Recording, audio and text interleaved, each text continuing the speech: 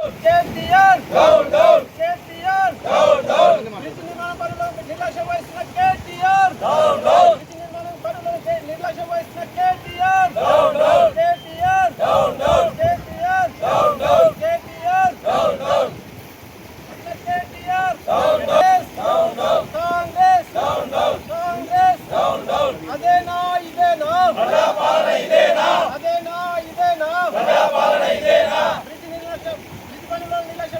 Congress party Congress Congress Bharat మాతా key జై భారత్ మాతా key జై భారత్ మాతా key జై బీజేపీ జిందాబాద్ బీజేపీ జిందాబాద్ పట్టించుకొని స్థానిక ఎమ్మెల్యే పట్టించుకొని స్థానిక ఎమ్మెల్యే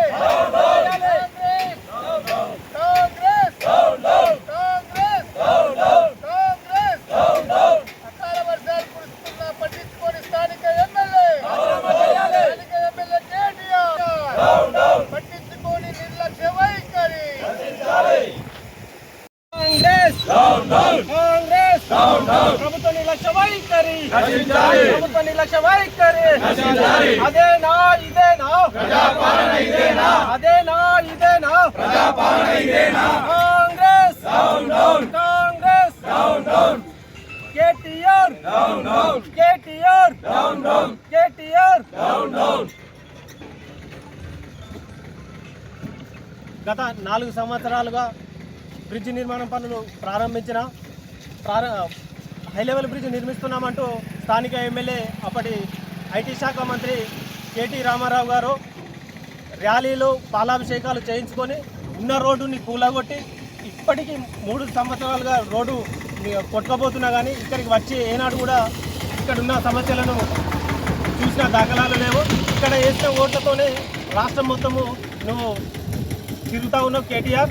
ఇక్కడ ఓటాల వీక్ష ద్వారా నేను రాజకీయాన్ని అనుభవిస్తూ ఉన్నావు. స్థానిక సమస్యలు పట్టించుకోకుండా నువ్వు రాష్ట్రంలో ఎక్కడ తిరిగినా కనీసం గంభీరపడ మండలంలో వస్తే మాత్రం ఖచ్చితంగా నిన్ను అడ్డుకుంటామని హెచ్చరిస్తూ ఉన్నాం. కాంగ్రెస్ పార్టీ ప్రభుత్వం 2.5 సంవత్సరాలుగా ఏర్పడి ఇప్పటికి కూడా కనీసం ఏనాడు కూడా మొన్నటి కురిసిన వర్షానికి ప్రభుత్వ అధికారులు నియోజకవర్గ ఇన్ఛార్జ్ గారు వచ్చి అక్కడ మానేరు చూసిపోయింది కానీ తప్ప ఈ బ్రిడ్జ్ నిర్మాణ పనులు ఏం జరుగుతున్నాయని చెప్పేసి కనీసం ఇక్కడికి వచ్చి చూడలేని కళ్ళుండి చూడలేని కబోదులు వాళ్ళు. కాబట్టి వెంటనే ఈ బ్రిడ్జ్ పనులు వేగవంతం చేసి ప్రజలకు అందుబాటులో తీసుకురావాలని, ప్రయాణికులకు కూడా ఎటువంటి ఇబ్బంది రాకుండా చూడాలని చెప్పేసి ప్రభుత్వాన్ని డిమాండ్ చేస్తూ ఉన్నాము. భారత్ మాతాకి కురుస్తున్నటువంటి భారీ వర్షాలకు ఇప్పటి వరకు మన ఎగువ మానేరు నిండుకుండలా తలపిస్తుందని మన జిల్లా నాయకులు, కాంగ్రెస్ గవర్నమెంట్ తరఫున వచ్చినటువంటి నాయకులంతా జలకళలా ఉన్న నిండుకుండను పూలాభిషేకం చేస్తూ నీళ్ళను చూసి సంతోషపడుతుండే తప్ప గంభీరపేటలో ఎదుర్కొన్నటువంటి ఈ ఇక్కట్లను వారి కంటికి కనబడతలేవా? ఎందుకంటే గత 4 సంవత్సరాలుగా మనం ఇబ్బంది పడుతూ ఉన్నాం. గంభీరపేట వాళ్ళందరూ ఇప్పుడు పోయే కామారెడ్డి నుంచి సిద్దిపేట రహదారి, మెయిన్ రహదారి ఇది.